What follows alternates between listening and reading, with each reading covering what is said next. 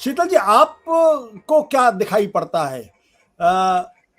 Panic है तो क्यों है, और डर है तो किससे है? क्या आम आदमी पार्टी इतनी बड़ी पार्टी गुजरात के अंदर हो गई है कि उस पर बीजेपी को लगातार हैमर करते रहना पड़ रहा है? लगा उसको अर्बन नक्सल प्रधानमंत्री उनको बताने की कोशिश कर रहे हैं, और ये भी लोगों से कह रहे हैं कि देखिए कांग्रेस पार्टी से भी सजग रही, वो अंदर अंदर काम कर रही है। देखिए, फेस वैल्यू पे तो बिल्कुल लगता है, और जैसा हमारे और पैनलिस्ट ने कहा कि ये पैनिक है।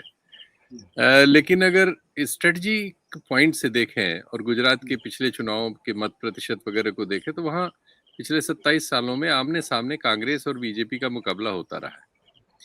कांग्रेस को औसत 38-40% वोट वहाँ पे है, थोड़ा बहुत कम ज्यादा हो जाता है। उसका अच्छा खासा संगठन भी रहा है वहाँ, लेकिन वो पिछले 27 सालों में जीत नहीं पाई है। पिछला चुनाव बहुत अच्छा लड़ी थी, और पिछले चुनाव में वो एक तरफ 99 सीट थी और एक तरफ 92 उनके ग्रुप को थी, 77 अकेले कांग्रेस की थी। लेकिन कांग्रेस में जैसा देश भर में समस्या हुई, सांगठनिक समस्या और नेतृत्व की समस्या, पॉलिसीज की और एक मोमेंटम की समस्या हुई, उसका असर वहां भी पड़ा। उनके कई एमएलए जो हैं छोड़ के, ऑलरेडी जैसे हर राज्य में हुआ और जगहों पे हुआ, वहां भी 20-22 एमएलए शायद बीजेपी में या उधर चले गए थे छोड़ के, 77 में से। ऐसे में आम आदमी पार्टी को एक बूस्ट मिला कि ये गोपाल इटालिया और एक दो और हैं नौजवान, उनके नाम मैं स्लिप कर रहा हूँ, ये सुदान गढ़वी शायद एक है, एक और कोई है। ये कुछ लोग वहाँ पहले से दूसरे तरह के कामों में काम कर रहे थे।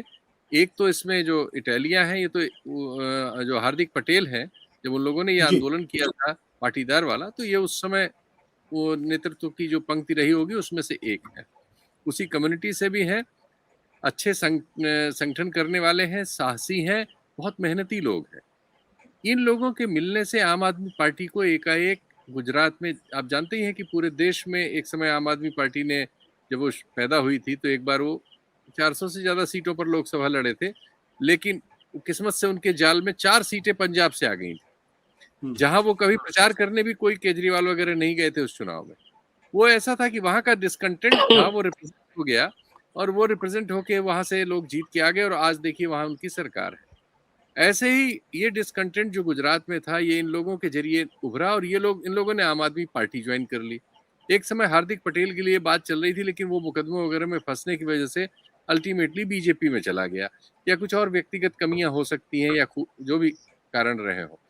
अब गोपाल इटालिया वगैरह के आने से म्यूनिसिपल कारपोरेशंस के चुनाव में सूरत में एकाएक आम आदमी पार्टी ने 22 या 24 पार्षद जीत के दिखा दिए, 22। और उसके बाद वो फिर तहलका मचना शुरू हुआ कि आम आदमी पार्टी आ गई गुजरात, आम आदमी पार्टी आ गई गुजरात। तब से इस टीम ने आम आदमी पार्टी को वहां नोटिस में ला दिया, पहली चीज। इसके बाद क्या हुआ कि अभी पंजाब जीतने के बाद आम आदमी पार्टी में और केजरीवाल में एक नई तरह की ऊर्जा का संचार हुआ है, और होता ही है किसी भी ऐसी पार्टी को जो अभी तक एक सीमित दायरे में रही हो, एकाएक एक भरा पूरा राज्य, और वो भी प्रमुख राज्य देश के प्रमुख राज्यों में से एक, और इतने बड़े प्रचंड बहुमत से मिल जाए। हालांकि उसी के साथ साथ के चुनाव में, जैसा हम आप बहुत बार बात कर चुके हैं, उत्तराखंड में और गोवा में उनको ऐसी कोई सफलता नहीं मिली। गोवा में 2 एमएलए आए, लेकिन लगभग जो उनको पिछला मत प्रतिशत 6% कुछ था, उसी के आसपास फिर रहा, लेकिन 2 एमएलए उनके आ गए। लेकिन उत्तराखंड में तो वैसा भी नहीं हुआ, मत प्रतिशत भी 3 से भी कम रहा, और सारे लोग हार गए। और जो लीडरशिप वहां थी और जो लोग आए थे, वो सब के सब बाद में बीजेपी में भी चले गए। लेकिन वो चुनाव के बाद पंजाब के एक जीत के नतीजे ने एकाएक केजरीवाल और आम आदमी पार्टी में एड्रेनलिन का काम किया। ये आदर्शवादी युवाओं की एक पार्टी है, और अब ये बिल्कुल एकाधिकारवादी हो चुकी है, हम जानते हैं, और एक व्यक्ति में केंद्रित भी हो चुकी है, ये भी हम जानते हैं। और वो शार्प है, वो भी 24 घंटे के पॉलिटिशियन है, और पढ़े लिखे हैं बहुत ढंग से, और निश्चित तौर पर वो जो आज के टूल्स हैं सोशल मीडिया वगैरह में कैंपेन करने के, उन सब चीजों में बड़े भिज्ञ हैं। और उन्होंने सरकार में 3 बार दिल्ली में आने के बाद ये कौशल भी प्राप्त कर लिया है कि वर्तमान केंद्रीय सत्तारूढ़ दल के अलावा मीडिया को कैसे मैनेज किया जाए और मीडिया को कैसे कंट्रोल किया जाए, इस काम में भी उनको प्रवीणता हासिल है। जिन लोगों से मैं गुजरात में इन दिनों बात कर रहा हूं और पता करने की कोशिश कर रहा हूं, वो सभी बता रहे हैं कि गुजरात में मीडिया कवरेज के लिहाज से भारतीय जनता पार्टी के बाद कांग्रेस की जगह आम आदमी पार्टी को जगह मिल रही है और आम आदमी पार्टी की चर्चा हो रही है।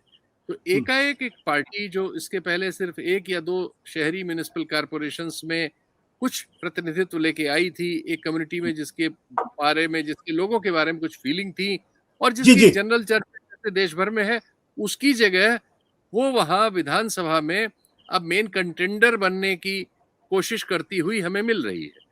और उस समय जब बीजेपी जो कुछ कर रही है, इसमें 2 बातें हो सकती हैं। या तो वो बात ही सच है कि वो पैनिक में ऐसा कर रहे हैं, या ये स्ट्रेटजी हो सकती है क्योंकि वहां 40-42% का वोट एंटी इनकम्बेंसी का जो हर बार रहता है, जो कांग्रेस में ज्यादातर जाता है, अगर वो वोट 2 खानों में डिवाइड होता है और कुछ बीजेपी का भी वोट कम होता है मान लीजिए, जी जी लेकिन चूंकि बीजेपी का वोट एक कम्युनल आधार पे पोलराइज होके है, उसमें बहुत ज्यादा डेंट कर पाना उतना आसान मुझे नहीं लगता, क्योंकि और जगहों पे भी हमने देखा है। जी जी दिल्ली जी में लोग कहते हैं दिल्ली में वो जीत नहीं पाए, लेकिन दिल्ली में उनका मत प्रतिशत कम नहीं हो रहा है। दिल्ली में के चुनाव में आप हम जानते हैं कि उनको 35 पहले 32% मिला था, उसके बाद 34-35%, अब 37% तक है वो दिल्ली, और लोकसभा की सारी सीटें वो जीत लेते हैं। तो दिल्ली में दोनों चीजें बनी हुई हैं। तो ऐसे में ये स्ट्रेटजी भी हो सकती है कि अगर जी एक फॉर्मिडेबल अपोजिशन पैदा कर लिया जाता है, जैसा मोदी जी के भाषणों से शक होता है, क्योंकि एक आध बार वो कांग्रेस की पीठ ठोक देते हैं कि कांग्रेस बड़ा काम कर रही है, आपको सावधान रहना है, और 2 बार वो अर्बन नक्सल यानी केजरीवाल को पकड़ लेते हैं, केजरीवाल को ज्यादा पकड़ रहे हैं। तो तो ये लग रहा है कि जैसे यूपी के चुनाव में मायावती जी की पीठ ठोकी जा रही थी और कि मायावती जी थोड़ा लड़े तो समाजवादी पार्टी की जो लड़ाई है वो कमजोर हो जाएगी, और हुई। मुझे ऐसा शक है कि ये स्ट्रेटेजिकली हो रहा है, क्योंकि पिछले 3-4 महीनों में ठीक है आप पर बहुत ऑनस्लॉट हुआ है, और ये हो सकता है कि उनको धकेल के गुजरात में लगाया गया हो कि आप मतलब प्लान करके, शीतल बात भाई, करके नहीं, हाँ, पॉलिटिकली। तो आपके कहने का मतलब शीतल भाई ये कि दरअसल ये एक स्ट्रेटेजी भी हो सकती है। खैर वो तो अब उनके मन में क्या है, उनकी रणनीति क्या है, ये तो हमारे आपके लिए थोड़ा सा एग्जैक्टली पता कर पाना बड़ा मुश्किल काम है। सत्य हिंदी का ऐप डाउनलोड करें गूगल प्ले स्टोर पर।